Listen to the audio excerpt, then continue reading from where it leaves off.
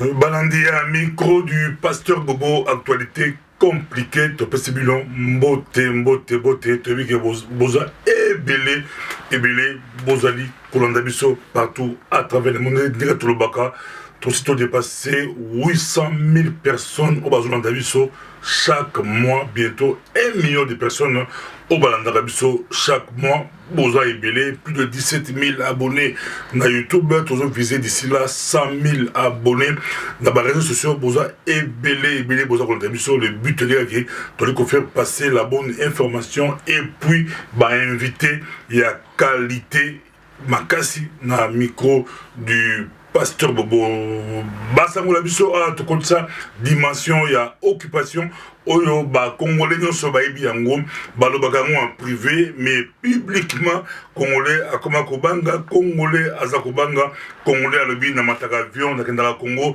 congolais alobi nazala ba diplôme nazala ba espoir nazwa mosala mboke kei wi na ndimi même na posona lia kala bozoba ya congolais ali koluka ba miette ali koluka lipa ali koluka lia mais congolais esprit qu'on s'opposait à côté les mais la injustice congolais aibi yango te ndenge tozomona na Batogo ndenge tozomona na bamboka ebele ndenge lekaki na Burkina Faso ndenge lekaki na Tunisie mais lelo ba congolais balobi lelo ba toujours nde ba anglais enough is enough na néerlandais ba TV is TV na français balobi trop c'est trop la lingala bayanti babara et l'équipé ezali micro du pasteur Bobo oki mutu pasi mela d'Afalgan mutu et l'équipe pasi mela neurophone mekeba o mela volume te Bobo sala masolo ya mboka na Congo et le bala monta lita bimbo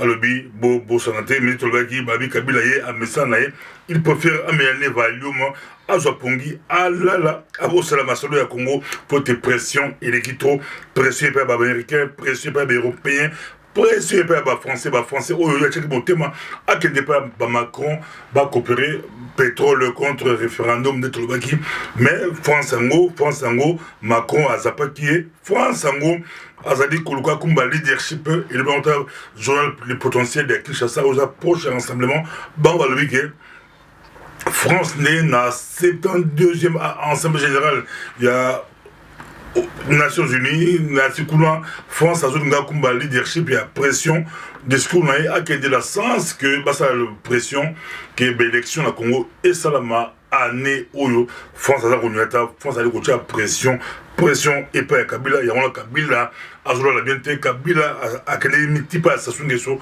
pour être Sassou Nguesso à Meka Kochama pour pression ya bakasi masolo ya Congo et puis ça mutu pasi mandat esili asali deux mandats mandat esili et ya boy kokende et afandi penza ali koluka ba moyen ali koluka banzela ezali micro du pasteur Bobo na Kenya tomoni o Kenya na Kenya même ba juge wala moko ba juge ba l'excédé 5 millions de dollars la compte na ya boy yango azongisi yango alobi azala poso ya mbongo te a boy mbongo makambo ya Congo et pesaka mutu pasi d'autres bandika de bongo nyola France a dit qu'on pression au niveau des Nations Unies selon les choix le potentiel des Kinshasa pression à que France a leadership il y a bamboka oyo ba kokende basa la que l'élection et ça la année où mais tu dis que ça on peut na micro de passer pour le barango ça le kuta bolanda mindelete bolanda ba français hollandais OIF biso on est na OIF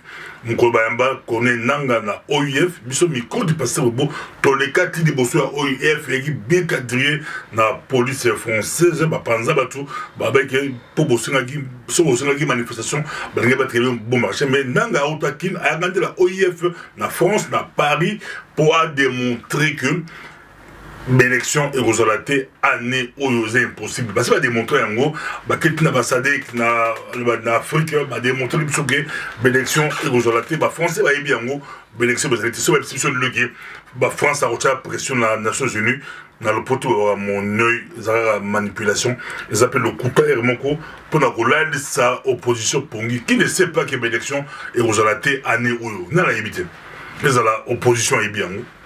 ils ont la majorité, ils ont la résistance, groupe, tout même une délai, et depuis l'élection, ils ont été année au temps, de Kassai, nan baronante, non babandi, à roulement, quel leader est Kassai, à Rondimagé, bague de l'élection sans Kassai. C'est beaucoup Kassai, c'est beaucoup l'élection sans Kassai. Qui va voter, leader est Kassai, qui? Parce que vote en Afrique, vote en Congo, tout le monde est tribal. Vote à un tribal. Bon, il y a des Kassai au pays, na Kassai a sa rôle et aux comment. Non, nous babandi l'élection à roulement de la Kassai. Donc, Kabila, avec les jeunes, il y a terre brûlée, c'est qui monte par-ci par-là, et la Kivu, la Kassai, là-bas, Congo, Congo, et on demande à Siligaper, Moko, là-bas, Congo, bon, tu billet, puis but là qui bat foyer, monte partout. Pour l'élection, pour matériellement, l'élection, donc, Nanga a été dans OIF la Paris, expliquant scientifiquement parlant, c'est impossible, l'élection, notre position, à Zonga André, bébé, moi, la mouké, français, relever la biso, français, na ONU, relever la biso, pour l'élection, c'est la année, Eza Lokuta, Eza Masolo, Eza Pisa, Masolo. Ezali, micro du pasteur Bakangi, bus, Moule Mindou, Kibili, Kabila Zala Lubumbashi, je crois au Brazzaville, Naki Lubumbashi, mais na Lubumbashi, en haut, bateau, quand bus, Moko, na Mindouki. Ebile, balingi babete masasi, to éviter, benga sala ngolini, to éviter, neka nezalaga, pouvoir accuser opposition, par exemple, beaucoup plus Moïse Katumbi, yende abeti kopona, côté à G7, côté à Moïse Katumbi, par exemple, on a joué à pouvoir, à jouer à Kabila, à l'eau créer comme solo, doit créer comme solo, pour bimsala masolo de bus, Moko bateau Kanango, la Lubumbashi, c'est là la libre.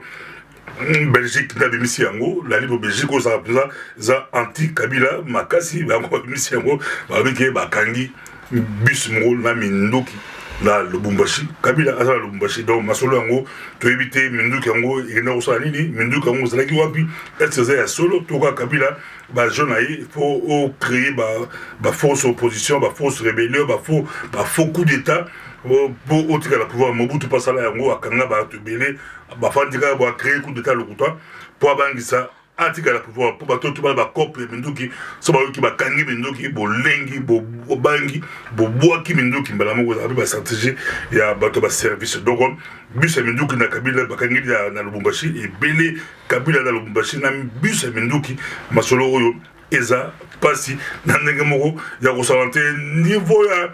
Comme on dit, aller à Tundu, ya bimi, sortie médiatique, makasi, ya, bateau majorité potentielle à Tundu, avec des bombes pleines, à lobby, pour guerre, début, makasi, n'a pas au Congo, opposition, la majorité, débat, après le 31, ça sera quoi? Après le 31 décembre 2017, ça sera quoi?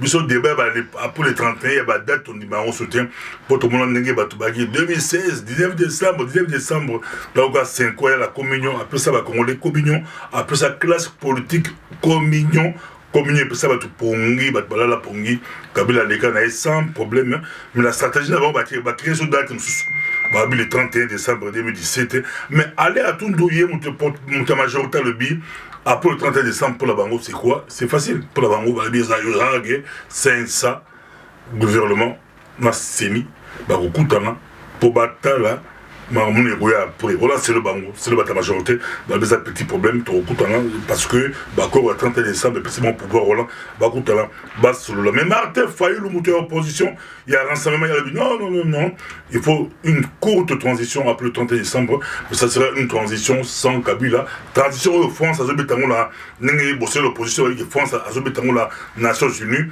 Pour qu'il y ait la troisième dialogue, Congolais, la troisième dialogue, bisous tu le bilan banda la troisième dialogue, balingi ya mopani, bala posta bazo ba poste kaka, bazo gouvernement, na la premier ministre, va rebondir sur qui sera premier ministre, qui sera, mais il y a toujours babagisi un peu. Une courte transition sans Kabila, Martin Fayulu, comme depuis l'année où à la peu député, mais à Boya qui siégeait, à Zoa Mandala, à Zong Seyango, à l'objet qui est tout baza illégitime, à tout Sengapé, tout la baninga, va suspendre le Parlement, pour Mbongo, ça va député, Mbongo là. Batia une élection présidentielle. Là, la Gondima, c'est quel député a Gondima Bakataï $7 000 au Bazoka chaque mois bakata yango basala yango élection na la kondima basolo yo voilà idée a faillu une courte transition après le 31 décembre 2017 ta majorité va bien nous avons un petit problème après le 31 majorité va fandi le gouvernement c'est ça na seni ba fandi ba sololi masolo bomoli masolo yango troisième dialogue masolo ya Congo et puis ça va monter passer notre classe politique et le bata abipili la population est prête mais notre classe politique il est à zanonté il y a à dialogue ba ko rêver troisième dialogue pour la bango bazo rêver la troisième dialogue somoli ba modèle de potentiel bazo boka troisième dialogue parce que la classe politique a dit troisième dialogue pour partager ba gâteau mais tubi qui va dire la bango toujours le bon va résistant ba conseiller bien le premier dialogue ba tie ba dibam ba conseiller bien le deuxième dialogue ba tie Tibala. Sauf que troisième dialogue, on conseille bien ce mais à tout on peut dire pasteur Bobo premier ministre, monsieur Bachengai, na Robingalana, Bangunyo Sola, Tobinga Bangunyo Sola, et aux matata, toujours la diaspora, Babi, et ça la Milulu Mougamo, Nen et Rossam la diaspora congolaise du 22 au 24 septembre 2017, c'est la congrès mon néné, il y a diaspora, Batubakouta, partout, Bisika, Ebele, Baorateur, P.A. qualité tous appelés à Mouimbi ou la diaspora bazo dingamingi Olivier Timanga et puis à cause de la Bruxelles la diaspora babito solo la pour la bambotani bisomoro diaspora tout solo là pour la diaspora awa tout c'est le docteur Célestin Kibutu Ngimbi coordonnateur international il y a AIDC. Bonjour docteur Kibutu. Bonjour Pasteur Bobo, bonjour à tous les téléspectateurs. Nous sommes dans le micro du Pasteur Bobo. Congrès, mon nom est diaspora, congrès du Bosso, il y a Yambo, il y a diaspora, il y a Congolais, nous sommes diaspora, dans la Belgique. Le peuple a toujours besoin d'une vision. Vision et Pesamaki, Toyamba Kiango, Zaki, à faire des groupes. Tu dois découvrir que les Cambodgiens, Kozanga Bisso et Zali, mobilisation civile, il y a diaspora Nabisso.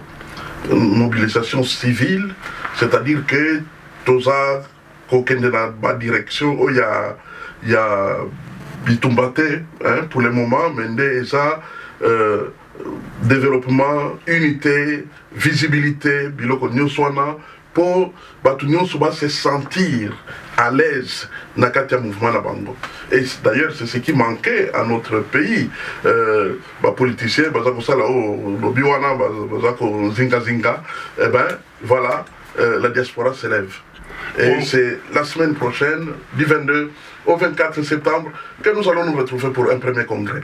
Donc, il y a au Tambola partout, la vidéo, au Tambola, au Kenda Londres, au Kenda Paris, au Kenda Hollande de Notre-Dame, au Leki na Allemagne na Bakel, au Kenda na Canada, aux États-Unis d'Amérique, au Tambola, au Loba de diaspora belé.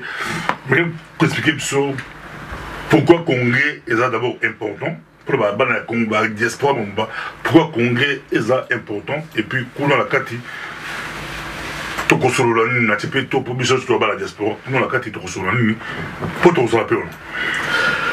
est très important parce que il faut Boyokani Ezala, Alliance Ezala. Congrès Eza Esika, il y a Koyanola. Pour la Koyanola, tout ce qui se passe, tout ce qui va se dire, tout ce qui va se faire au travers de la diaspora. Il y a un sengi orateur, bazali qualifié, bazali na poamingi, bayebani bien, pour bayako expliquer topesi bango chacun eteni na eteni, il y a vision, il y a diaspora congolaise, pour expliquer pesa ba argument en sorte que bisonio surtout se sentir à l'aise. Parce que pour quand on a les Cambodgiens comprendre on ne peut pas faire ça. Donc il fallait que Bande Kobaya va exposer, et alors au travers de ces exposés, nous allons comprendre, nous allons avoir des arguments qui permettre de s'engager en connaissance des causes. Ce qui fait que nous se poser des questions, est-ce que c'est vraiment important que Diaspora aille ensemble? C'est justement au congrès qu'il va trouver des réponses. Alors qu'est-ce qu'on va faire là-bas au congrès? Dans le congrès, c'est le lieu, par exemple, où des orateurs vont nous aider à découvrir, par exemple, comment est-ce que les autres diasporas dans le monde et dans l'histoire s'organisent. Qu'est-ce que les autres diasporas ont pu réussir. Je donne juste un tout petit exemple. Moi, on a un orateur, parce que la publicité, orateur, nous sommes dévoilé. Donc, il y a au moins une douzaine d'orateurs, intervenants, alors qu'il y a une publicité, il y a 6 ou 7 par exemple, moi, on a un architecte azalaki utilisé na diaspora turque pour na kokende tonga ba village na Turquie. Donc hier pendant que azalaki ba plan pour na ba turc ba accueilli kuna na mboka Turquie a sali ba village. Mais quelle est l'importance de ba village wana? Ba village wana nde kuna ba turc ba kende na vacances. En sorte que bango moko ba turc ba diaspora turque ba sali ba village na bango kuna bongo bango moko baza okende kuna na vacances bongo so ba kei na vacances te ba étranger mususu ba belge ba français ba anglais ba ndeko ya partout baza kokende na ba village wana diaspora turque a sali na mboka na ye moko en sorte que comme ba grand centre ya tourisme. Donc voilà par exemple un exemple, il y a une diaspora qui s'organise. Pasteur Bobo, laissez-moi vous donner ce petit exemple que j'ai trouvé dans l'avion. Je crois que nous sommes voyager dans l'avion, si yoka information oyo et pas y a hôtesse de l'air tant que peuple kende, qu'est-ce qu'ils disent? Par exemple, que ceux qui bomoni que mon pépé est diminué dans quatre avions, beaucoup soit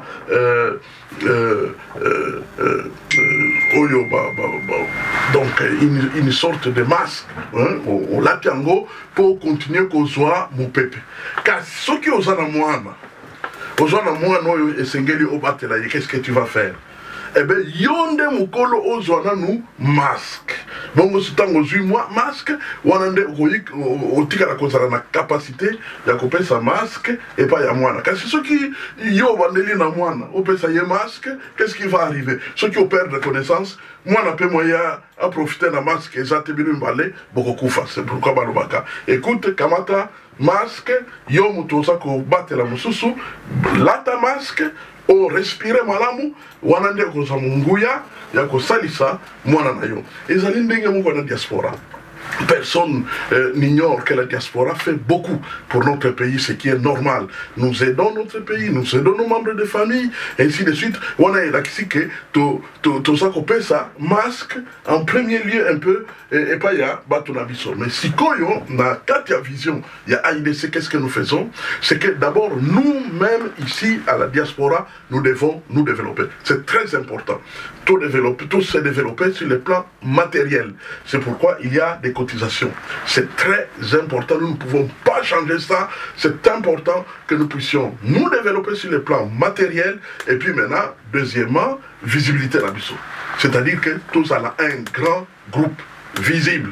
Ceux qui sont pour une cause, eh ben, nous serons des milliers pour se faire entendre. Bande Kotozali dans un pays, Oyo et Sika, si vous n'êtes que 10, 200, 300, ça ne marche pas, on ne vous écoute pas. Parce qu'ici, l'opinion publique n'est pas un jeu. Awa démocratie, par exemple, na Poto, Awa na Belgique, ezala na France, ezala na Angleterre, ezala na Allemagne, ezala na États-Unis. Si vous n'êtes que 200, 300, 400 personnes et vous regardez, il n'y aura même pas, il y a un moment que bandeko ya diaspora batamboli, mais RTBF et l'obéli angoté, BBC et l'obéli angoté, télévision nyonso ya mokiliwana et l'obéli angoté parce que pour eux c'est un non-événement. Ce qui vous a 200, vous a 300, vous a 400. Parce que par exemple en Belgique, que tu as plus de 100 000. Alors quand nous marchons à 200, 300, ils disent non, les Congolais n'ont pas marché parce qu'il y a plus de 90 000. Donc ça, ce n'est pas une cause. C'est pourquoi et Sengeli totalement. Ce n'est pas une affaire d'un individu, c'est une affaire de nous tous. tous. Et d'ailleurs, Pasteur Bobo, je crois que vous avez découvert que message est les cas et que Batubaza comprend. Donc, numéro 1, Nde Tosakoya na congrès pour donner des arguments afin que Bandeko Bazala convaincu ti Bazali Kokota na katia mouvement. Parce que c'est un mouvement, c'est pas seulement une association. Les associations, tout ça n'en est belé. Tout ça, l'église, ça va association. Un ressortissant, ça va association. Un ancien élève, ça va association. Mais à Ouattouza-Kolobala, mouvement, il y a toute la diaspora. Merci beaucoup, Nancy Congolais. Tout Azali invité, partout vous allez invité. Mokolango, mais docteur, pour l'adresse, tout le monde sur l'adresse, comment ça sera comment l'adresse Bajo, 22, 23, 24. Voilà, donc 22. Vendredi 22 septembre de 14h à 19h. Samedi 23 septembre, ça sera de 9h à 18h. Là, c'est toute la journée. C'est pourquoi d'ailleurs, à 13h, il y aura un repas. Bunda pour préparer un repas parce que dans un congrès, nourrir tout le monde, c'est pas facile. Donc, Batoazako se prépare. Ça, c'est le 23. Mais ça, il y a 1000 personnes. Oui, sans problème. Donc, le 23, de 9h à 18h. Et le dernier jour, le dimanche 24, ça sera de 14h, donc au Kozanga, église na yote, na Tongo Keina église, bongo na 14h, wana biso nyonso toye, na katia centre ya congrès na biso kuna na 45 rue Eutenove, UY, 2 fois la lettre T-E-N-H-O-V-E. Eutenove, numéro 45, na Jet, 10 90 ou 10 90 Jet. Métro ya Pembeni et Zande Belgica. C'est le métro le plus facile tant que Bimi, na métro wana. Aux unes à droite, na yo, chaussée de Charles-Ouest, na 300 mètres, au côté de la droite, au commune na yo na Etonov. Numéro 45. Et ça lié Sikamoko, Tosako Kabola, bâtiment Moko, na syndicat chrétien. Donc, ne Sikawana numéro 45 au commune na yo, Konande, Mayangani ya congrès et Kosalama. Parking Ezali, parking intérieur Ezali, et puis, ce que j'aime avec cette affaire de la diaspora, Pasteur Bobo, personne n'est exclu, et pour la simple raison, nous sommes tous concernés. Donc on a tous allés concernés, voilà, il faut qu'on fonde la porte à chacun. Parce que, voilà, on peut inviter à Kumbi Batoali, Kokumba, Baya, c'est très important. Je pense que nous aurons de la place. À toute défense, on dit Londres, aux États-Unis. Tu te souviens, Pasteur Bobo, que même Benihin, Ayakana Salwana, vraiment, Makambo Salama qui m'a l'amuna, ma prédicateur Moussous. Donc, voilà, c'est une très grande salle. Voilà, Baya, Ndenge Balingi, Boya, Ndenge Bolingi. Vous êtes les bienvenus, Ezali Kamba Congo. Donc, on a tout réfléchir pour la Bissomoko diaspora, Ndenge Toko se développer, Ndenge Nalobaki, Batba Kosali Sabiso, na discours na bango, pour tout réfléchir, atelier P Kozala, c'est-à-dire Mayanga ni Amike, Wanande Okopona.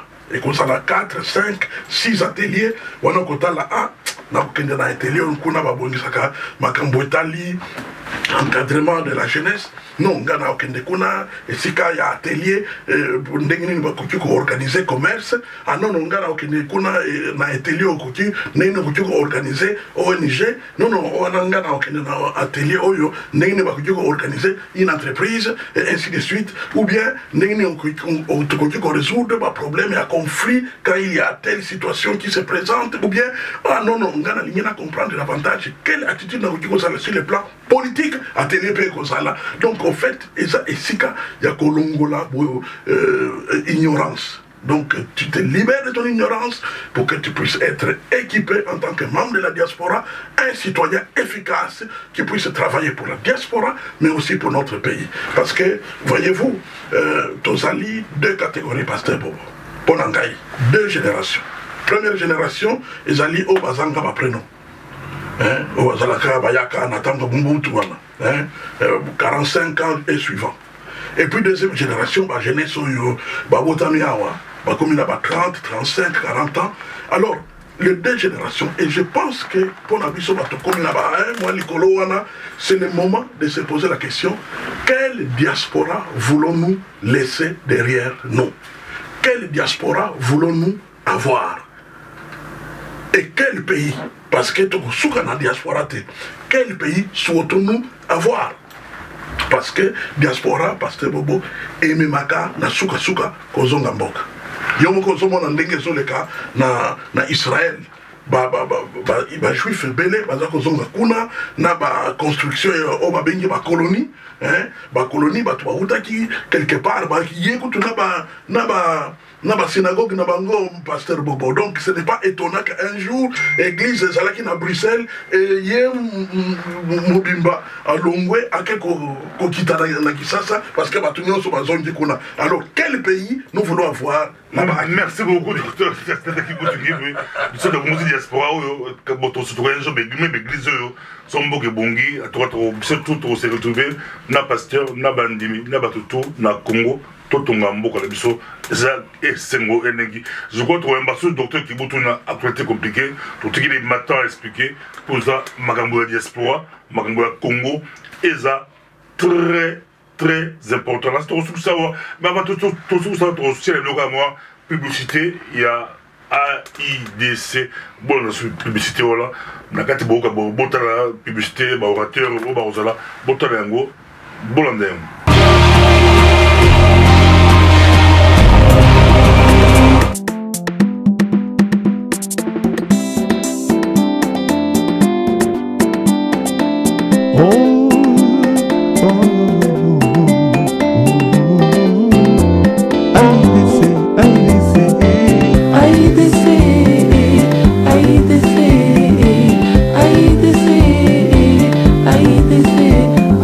Chers amis de la diaspora congolaise, du 22 au 24 septembre 2017, nous aurons notre premier congrès où nous allons traiter tout ce qui concerne notre diaspora et notre pays. Personne n'est exclu. Vous êtes tous les bienvenus car vous êtes concernés. Des grands intervenants ont décidé de venir animer ce congrès en notre faveur. Abembelou, Kwebe Kimpele, Noël Kiani, Cécile Kienge, Martin Moutchebele, Bertin Mapaka, Justine Kazabougou et Célestin Kibutu. Sans oublier la participation annoncée du musicien Olivier Timanga, bien connu dans notre communauté. Voilà, une fois, nous aurons enfin un congrès. Un congrès pour toute la diaspora congolaise. Chacun a le droit d'être invité. Tout le monde est invité. Maintenant, nous sommes conscients qu'il y a des impératifs. Quelqu'un peut être retenu par son travail ou autre chose. Mais au moins que tout le monde soit respecté. Chacun a l'occasion d'être invité. Invité soit par une invitation directe, invité soit par nos radios communautaires ou invité au travers des médias, de YouTube et tout ce que nous avons à notre disposition. Congolaises et Congolais, venez nombreux à notre premier congrès qui s'organise du 22 au 24 septembre 2017. Ensemble, nous sommes forts. Ensemble, nous allons vaincre. AIDC, venez nombreux à notre premier congrès de la diaspora congolaise. AIDC, c'est l'unité dans la diversité. AIDC, et le Ramakas. Il faut nous organiser, mais maintenant c'est le temps de passer à l'action. Je suis vraiment très fier de mon abandon grâce à la Eloko Yabo. Venez nombreux. Ngai Noruza.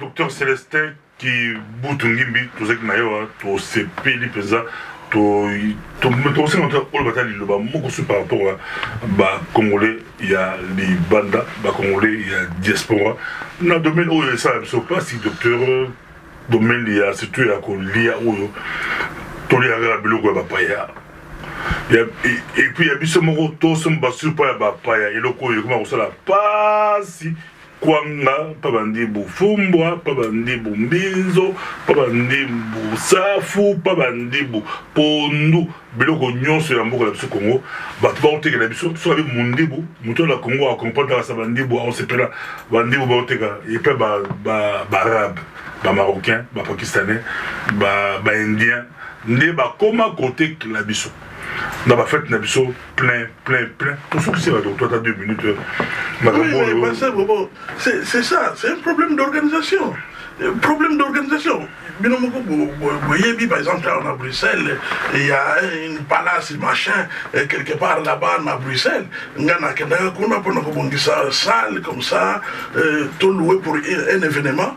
Eh bien, on conduit à ça, on a Azali Turc, ma bête, donc tu peux louer salle, qui, oui, Kokani Bona, ma sangani na biso, eh bien, nazo solo naye, na esengo naye, abimisi likamboyo, que je n'ai plus jamais oublié. Ah, vous savez, messieurs, eh bien, 70% de notre chiffre d'affaires, ce sont les Congolais qui ont loué notre salle. 70% de notre chiffre d'affaires. Naboïté, que nous doit réussir ma cambonaye. Mais ils sont quand même plus de 250 000 Turcs en Belgique. Bissot Ozali 100 000. Mais Bissot de toujours tombola commerce na banco. Est-ce que Bissot nyonso tout kozala organisé pour toi kozala peine na ba salle na Bissot ou toza ko utiliser pour un événement à Bissonios.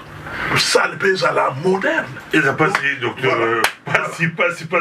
Il y a la congrès, au Rogama Solo, Boya la congrès, Batoubaronta partout, Bakongolais à partout, rendez-vous ça à Moko la diaspora, car du 22 au 24 septembre, Bissonios sur la boussole, capitale de la diaspora congolaise. Merci.